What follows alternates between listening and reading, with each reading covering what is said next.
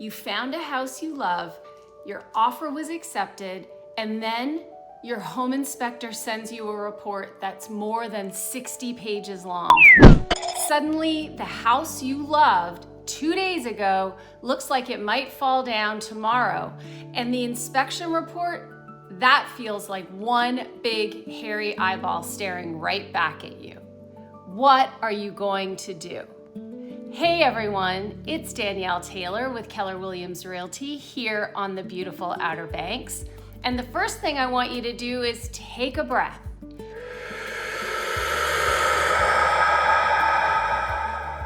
Home inspection reports can look intimidating because it is literally the inspector's job to find things. And trust me, they are going to find things. Unless you're buying a brand new construction, well, and honestly, even in brand new construction, the home is not going to be perfect. Let that sink in for a minute. The home will not be perfect. The purpose of the inspection is not to create a giant list of everything that the seller should fix. First and foremost, it is there to help you understand the home that you're buying. Second, it's going to help you identify issues that could affect your safety, the cost of ownership, and your ability to insure the property. So how do we separate the important things from all of the background noise in the home inspection?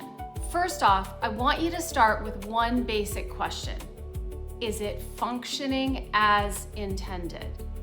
There's a big difference between an older HVAC system that is currently functioning properly and one that is not cooling or heating, is leaking, and needs immediate repair. Older does not automatically mean defective, and nearing end of its typical life expectancy does not necessarily mean the seller should replace it. When I review home inspections with my buyers, I like to divide the findings into 3 basic categories. Category number 1 is safety, the building envelope, and structural concerns. This includes things like unsafe electrical, significant moisture intrusion, active leaks, structural movement or damage to decks or railings, and anything else that could create a genuine health or safety concern. And when I say building envelope, I'm basically talking about everything that keeps the outside.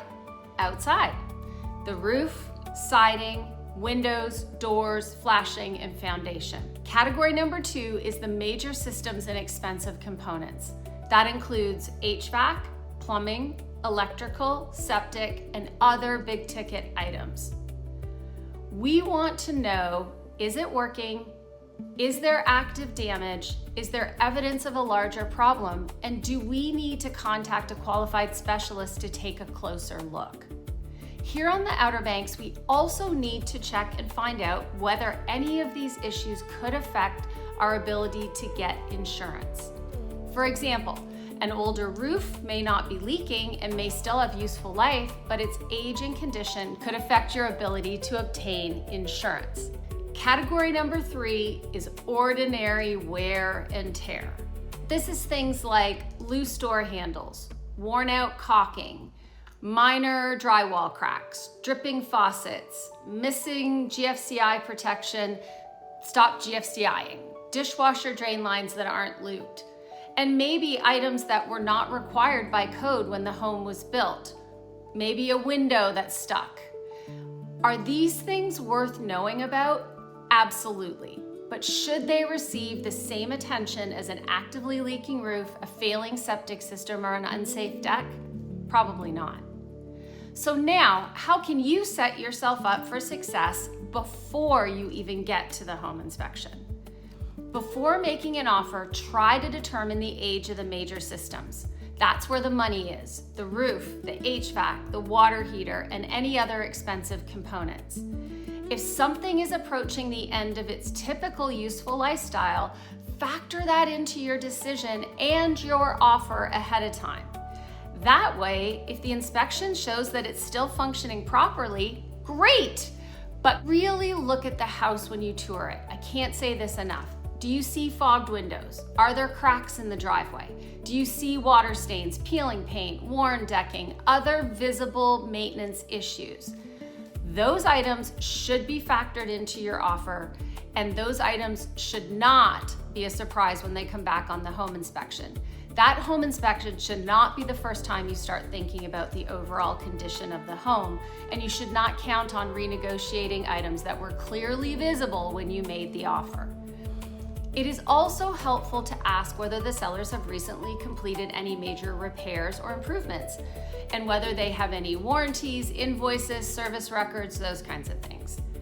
Remember, inspection findings are often news to the sellers too. Most sellers are not crawling under their houses with a flashlight or getting up on their roof. They may have no idea that there's something loose electrically in the crawl space or that there's a slow drip underneath a sink. That doesn't mean you should ignore an important issue, but keeping some perspective can help everybody work towards a reasonable solution. So, as a buyer, what should you avoid? I would say try not to get distracted by cosmetic issues or submit a long wish list of minor item repairs. That can take the focus away from items that genuinely matter and create unnecessary tension between buyers and sellers.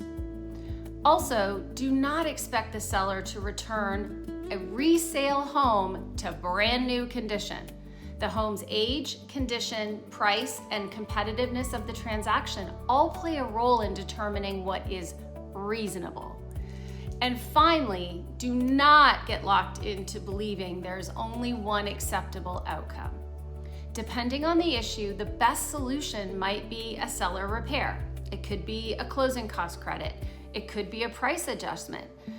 It could be additional information and evaluation, or honestly, it simply could be understanding and accepting the home's condition and moving forward.